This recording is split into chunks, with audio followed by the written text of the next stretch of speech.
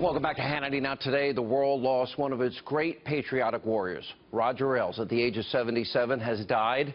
Now Roger's impact on American politics and media is unmatched. He single-handedly changed the landscape of both, and both for the better.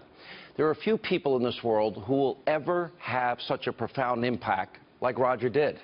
I wrote earlier today on Twitter that, by the way, Roger has enemies. They didn't like his politics. They should know this. Right now, advantage Roger, because in the next life, he's plotting and planning on how to kick your ass there like he did here. That's how Roger rolled. It was always 5 steps ahead of his opponents, sometimes 15 or 20 steps ahead. They played checkers in life. Roger was playing chess. The strategist that could not be duplicated by anybody. On a personal note, I want to tell you something. I would not be here in front of this camera tonight, in front of you, if it were not for Roger Ailes. I say it all the time. I have no idea why he hired me back in 1996. It was a huge risk on his part. I was a young, local radio host, Atlanta, very little TV experience. And to be honest, I don't know how he didn't fire me early on. I was that bad, as early tapes humble me every time I see them. But I think it was because Roger saw something in me, like he did so many other people here on the Fox News channel that he hired, that they didn't see in themselves. He became like a second father to me. I lost my father in March of 1997, right after starting at the Fox News channel 6 months later. I am forever grateful for the opportunity, his endless enthusiasm, his humor, his wit, his energy, his raw, instinctive intelligence. I want to say this tonight. Our thoughts and prayers are with his wife, Beth, his son, Zachary. Roger Ailes was a true American original, one of the deepest thinkers I ever met. He will be greatly missed. Joining us now, Fox News correspondent at large, Geraldo Rivera, and Fox & Friends co-host Ainsley Earhardt. Words don't summarize how many people's lives he changed. I watched the news with you this morning. You know, I knew eventually this day would come, and he hired me 10 years ago.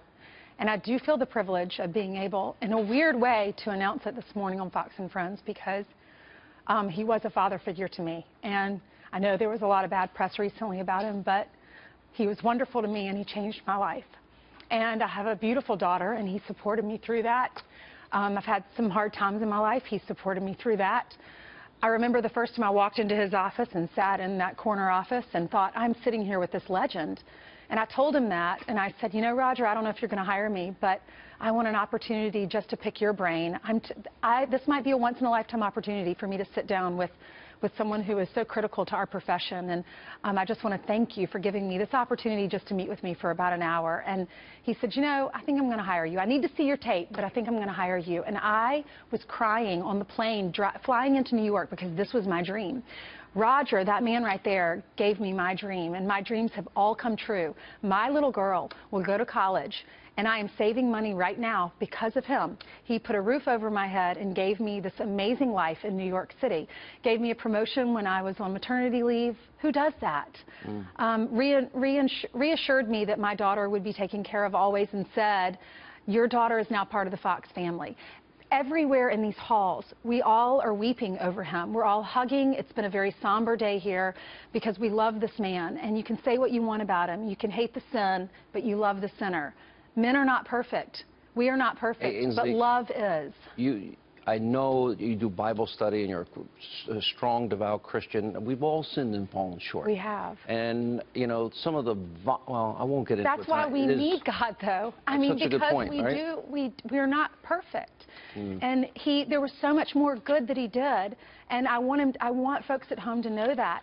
Many people think this channel has saved our country. And he did this. What if we didn't have a Fox News channel, Geraldo?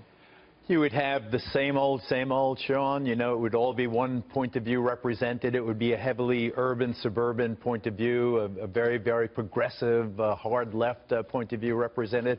What Roger did was democratize the news business in a very, very big way. He was a great, great man. I lament what happened to Roger in the last 9, 10 months of his life. It was just, it was horrible to see. And I bear a personal burden because there came a time after the revelations about Roger last summer, just before the conventions. First, we were all going to walk out and quit in solidarity with Roger, and then we heard the more allegations. And there came a time where I said, We have to believe the purported victims. We have to give them some space, and we have to give them some credibility. And I wrote an article about it, and now I look back on it and I lament it. Not that I said that we should give the purported victims of the sexual harassment credibility, but that I piled on an old friend. He gave me 2 jobs. He invented me in some ways. He stood by my family when I was in Afghanistan and Iraq, and I went into combat knowing that he would take care of them if anything happened to me. You know, it was, I was at his wedding with Beth at City Hall, Rudy Giuliani presiding. And, you know, he is one of these creative forces of nature. If he had passed a year ago, a month before all this crap started, he would be on Mount Rushmore. He was so vivid in his vision and so loyal in his friendships. It's just, it's devastating to those who love him, and it is tragic, to go back to that point, that his obit will be, the New York Times will lead with some By the way, you know what, though? He wouldn't care what the New York Times thinks. He was a warrior. You know, there's a long-term staff member here who had a bad car accident. He called him and said, "Go, stay home, get well, full salary. If you need anything else, you need medical help, done." The makeup place, Suzia, a single mom. Nobody helped her in life.